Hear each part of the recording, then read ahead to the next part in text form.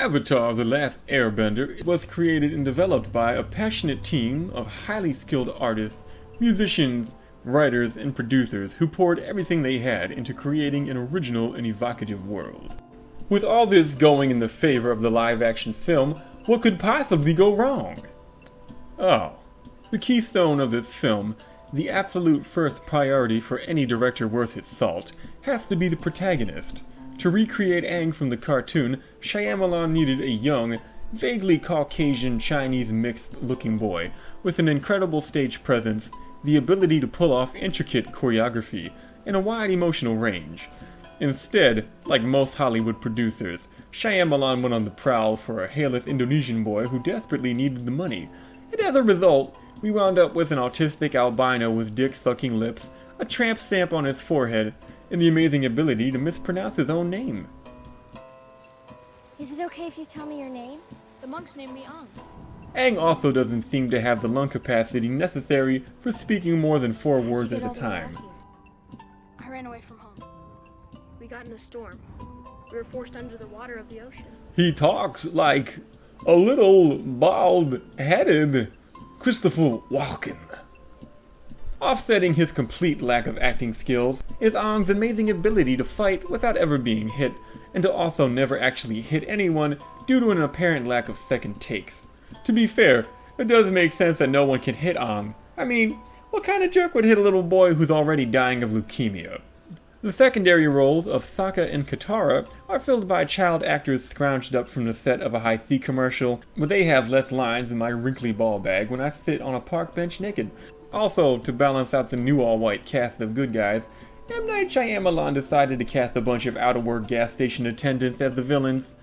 Now, I know it isn't nepotism if you aren't directly blood-related, but those snake-charming-ass motherfuckers all look the same to me, so shame on you, Shia LaBeouf. It's close enough. More so than casting, this film's biggest flaw is the writing. All of the important scenes occur in flashbacks, and Katara spends so much time talking over this movie, I'm surprised she wasn't played by a black person. Yo, Shyamalan, maybe if a scene isn't important enough to film, it isn't important enough to summarize via a voiceover. I can't just cut to a bunch of stock footage and say, oh, and the ridiculous white man affecting a bigoted impersonation of an elderly black man continued to show clips of the movie while making jokes about his penis. Let's do a little screenwriting 101 and put the currently existing scenes into an order that avoids redundancies. Why not just start with Aang finding out that he's the Avatar and having the role of the Avatar explained to him and the audience in sequence? You could then follow with Aang fleeing, the Fire Nation taking over, and Zuko being banished. Then continue with the kids freeing Aang from the ice. There. I just eliminated any need for flashbacks. All the scenes summarized with voiceovers, and the entire Earth Nation act can be cut. Those scenes add nothing to the narrative, and only serve to highlight the laziness of Shyamalan's writing and production. In the original series, Earthbenders are imprisoned at sea to suppress their powers. In this film, the Earthbenders are imprisoned in an open area behind a Denny's that is completely surrounded by bare rock walls. I mean, you might as well just start imprisoning black people in chicken coops for all the good that'll do.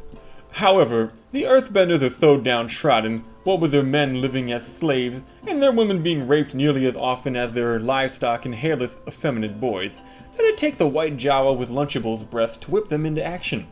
Now, a lot of people misattribute these jazzercising Japs with the lone flying rock that appears in the foreground, but I like to think that this is supposed to be an uplifting moment where not only has Aang energized the Earthbenders with his community college tier public speaking 101 skills, but the non-Earthbending locals are cheering on their friends as well. And it works! I haven't seen this many Arabs getting stoned since my tour of duty in Afghanistan, where we burned down a farmer's poppy field, and after splashing some acid on his daughter's face in Greece, the farmer spilled a little acid on his big toe, spoke the name of Allah in vain, and was brutally stoned to death by his dozens of melty-faced children. This incredibly moronic sequence leads to the children acquiring a scroll that is verbally explained as being important, but is never actually utilized in the film. The entire sequence could have, and probably should have been replaced with Katara receiving the scroll from her grand before chasing after Aang.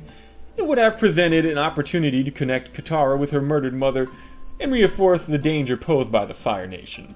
However, that would have circumvented the hiring of dozens of androgynous Chinese boys, and as we all know, M. Night Shyamalan is an anagram for mash my anal thing. The blue spirit scenes are surprisingly well done, mostly due to just how little talking is involved, and you'll wonder why the focus of the film wasn't old school kung fu styled action with elemental particle effects thrown in. The final act is a rushed mess that further highlights how little we know or care about the supporting cast. A character with less than 10 lines dies, and a character with less than 5 minutes of screen time laments her death for less than 10 seconds.